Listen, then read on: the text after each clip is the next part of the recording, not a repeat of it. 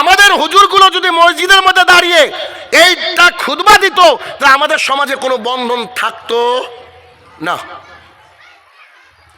হুজুর তো চলে আপনার টাকায়, আপনি যদি একটু কড়া করে কথা বলেন, হুজুর আর কথায় বলবে না।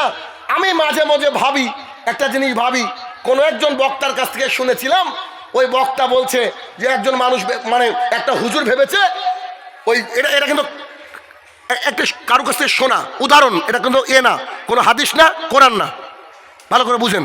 তো বলছে যে শহরে নাকি ইমামতি করলে টাকা অনেক দেয় শহরে। তো শহরে ইমামতি করতে গিয়ে সলাতের উপরে বক্তৃতা করেছে, নামাজ নামাজ না পড়লে মানুষ কাফের। খুতবা দেওয়ার পরে নেমেছে, সভাপতি বলছে তুমি তো জানো যে আমি খালি জুমার দিনে আসি, তোমাকে আমি এনেছি, আর তুমি আমার বিরুদ্ধে ওয়াজ করলে মানে, খুতবা দিলে মানে। তো ইমাম সাহেব বলছে আমি তো কারোর বিরুদ্ধে বলিনি রে বাবা, আল্লাহ কোরআনে 82 বার বলেছে আকিমিস সালাহ, নামাজ পড়ো, তাই বলেছি। তো বলছে তুমি কি এখানে থাকার ইচ্ছা আছে না বাড়ি যাবা?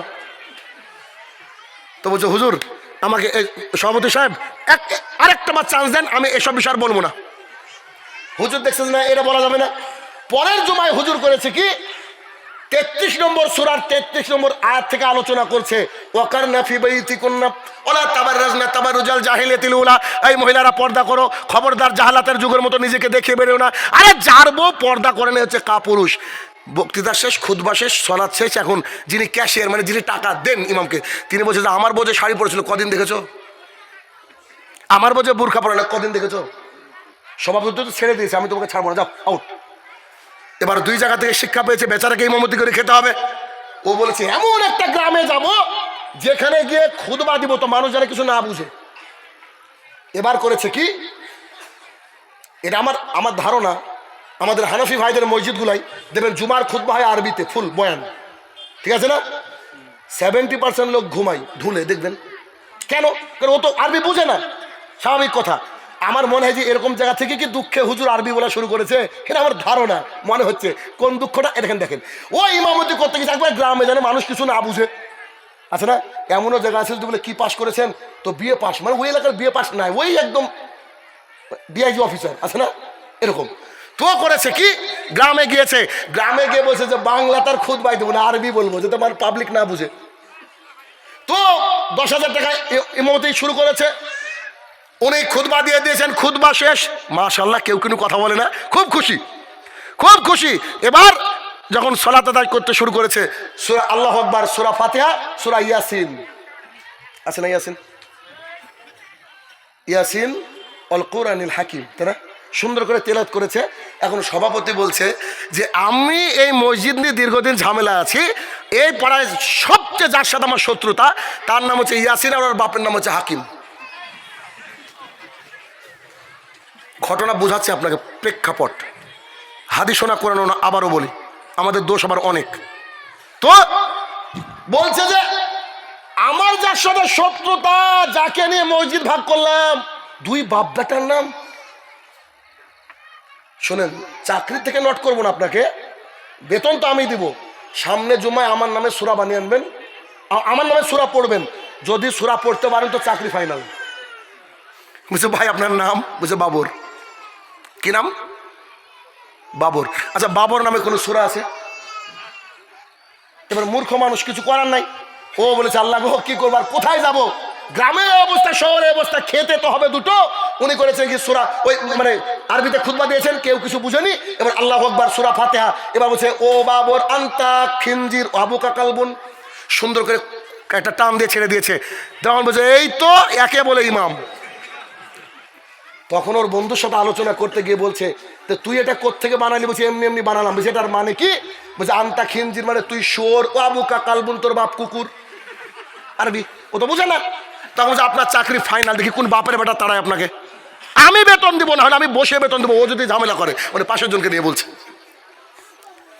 তাহলে আমাদের জুমার খুতবায় যদি এই গঠনমূলক আমাদের যেগুলো প্রয়োজন, যেগুলো করলে আমাদেরকে জাহান্নামে যেতে হবে, সেই বিষয়গুলো আমাদেরকে নিষেধ করা হতো, আর ওইসব আমল যার মাধ্যমে আল্লাহ তাআলার নিকটবর্তী হওয়া যায়, সেসবগুলো যদি আমল করা হতো তা আমাদের মধ্যে অনেক তাহাজ্জুদ গুজারি পাওয়া যেত।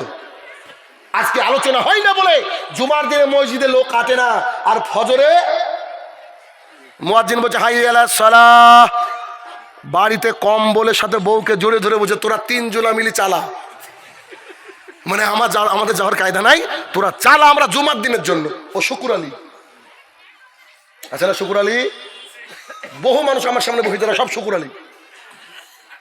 কেউ কেউ আছে ঈদু মিয়া, আর কেউ তো আছে রমজান আলী। সুবহানাল্লাহ। যদি রামাদান মাস আসে, বুঝলেন, সাদা টুপি সাদা পাঞ্জাবি, মানে আল্লাহ একবার নাজিল করলে এখন একটা খেজুর খেয়ে মসজিদে দৌড়ে গিয়ে মনে হচ্ছে ইমাম সাহেবকে বলে সরেন তো, আছে কি নাই বলেন, এইরকম। আর ঈদের আগের রাত্রে ডিজে বাজাবে, গান করবে, আর সকালবেলায় উঠে প্রথমে গিয়ে সুবহানাল্লাহ আলহামদুলিল্লাহ জিকির করতে করতে ঈদের মাঠে যাবে। মানে আল্লাহর সাথেও বাটপারি করে এইসব লোক। চিন্তা করেন, আল্লাহ সুবহানাহু ওয়া তাআলা যে কঠিন হুঁশিয়ারি দিলেন সুদের ব্যাপারে। এই সুদের ব্যাপারে বলেন তো আপনাদেরকে আমি মাত্র একটা দুটো কোরআনের আয়াত বলেছি আর একটা হাদিস বলেছি, এটাই কি আমাদের মুসলমানের জন্য যথেষ্ট নয় সুদকে ত্যাগ করা? কি বলেন, আর কি প্রয়োজন?